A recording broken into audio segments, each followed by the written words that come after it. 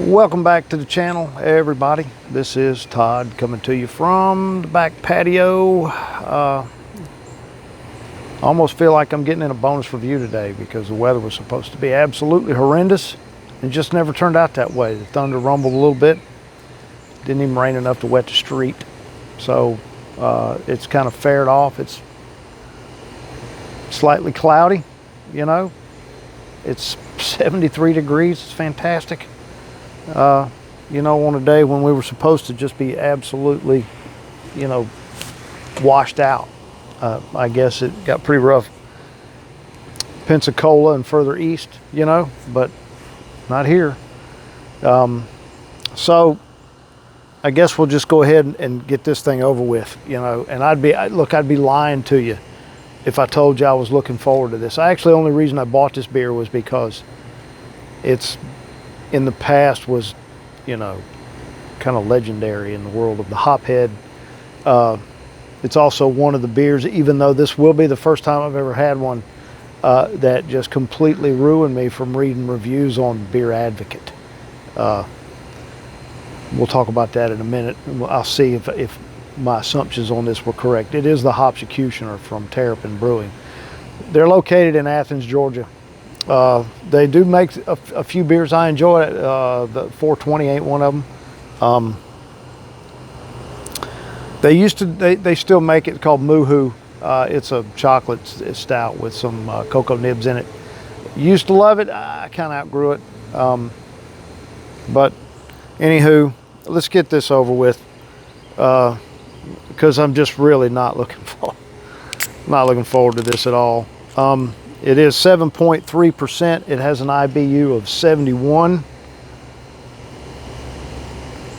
6 varieties of hops, which I will tell you all 6 of them here momentarily. Cascades, Centennial, Chinook, Amarillo, Warrior, Simcoe. Did I say Simcoe? Yeah, Simcoe, Amarillo, Cascade, Centennial, Warrior, and Chinook. So, that's it for that. Now, this glass is absolutely enormous, but it is an IPA glass. I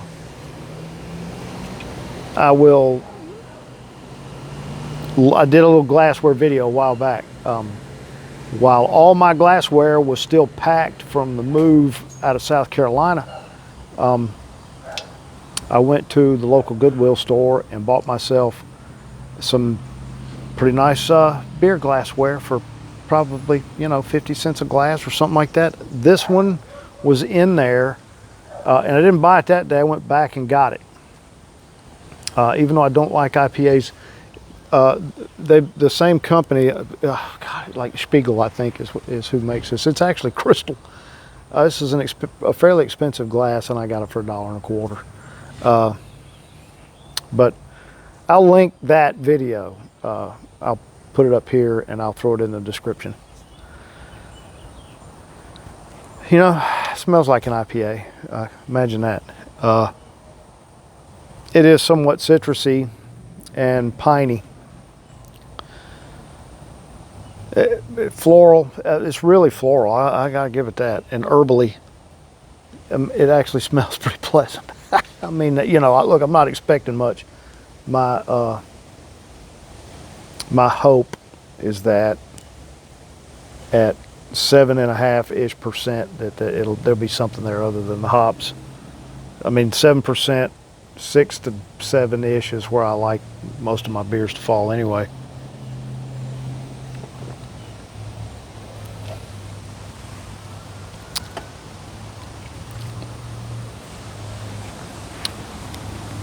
Yeah, that's kind of what I expected. It is somewhat malty up front, a little bit. I thought there briefly it was going to be really pleasant. But after that, it's not. It's just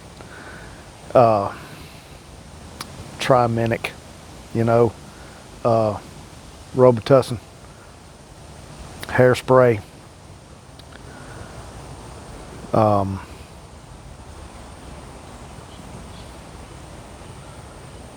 I don't know where to go from there. I honestly, there's the,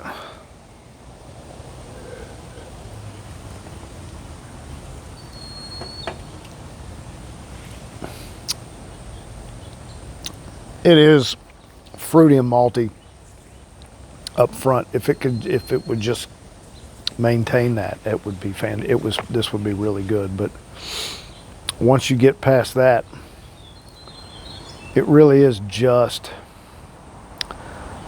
it's just unpleasantly bitter. I mean, the bitterness at the end of it, I can find no redeeming qualities for. You know, I'm sitting here trying to think of a term outside of road tar, and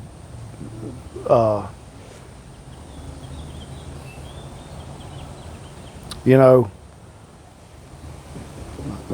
you know, when you, it's just chemical. You know, I don't know what else to tell you. It's like off, deep.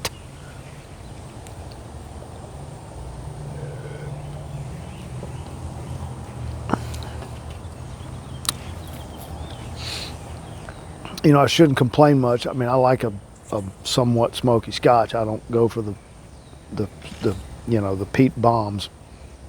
And there's some stuff in there that, you know, when you listen to yourself talk about it, or when you listen to guys that review Scotch, and you go, how in the hell does anybody drink this? You know, Band-Aids and fucking campfires, and, you know, this is kind of what, you know, this is kind of the same thing for me. I mean, what, I just don't get any pleasure out of bitter that's just off-putting, you know. And here's back to the Beer Advocate thing.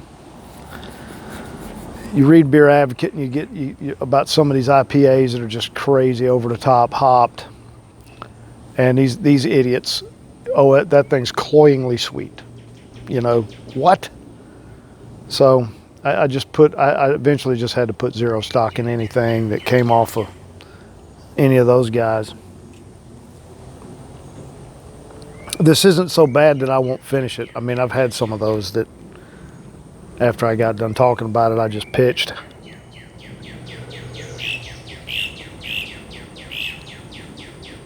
The upside here that I'm coming to the conclusion of is that,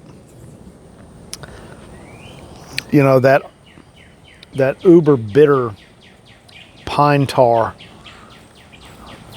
insect repellent like bitterness doesn't last very long. It's apparently not very oily hop. So you get past that, it's not terrible. And the up front out of the glass is actually quite nice. This would be a really good beer if maybe they got rid of one of the hops. I don't know. But I think I've rambled on about it long enough. I hope, you know, the weather's so nice. I hope to get a couple of these done today and get them edited and up.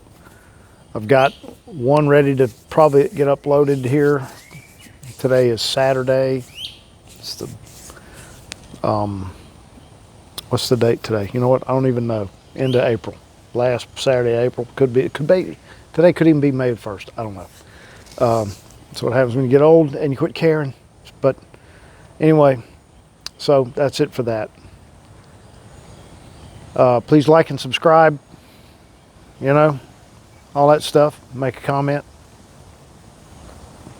And as always, enjoy your adult malted beverages responsibly.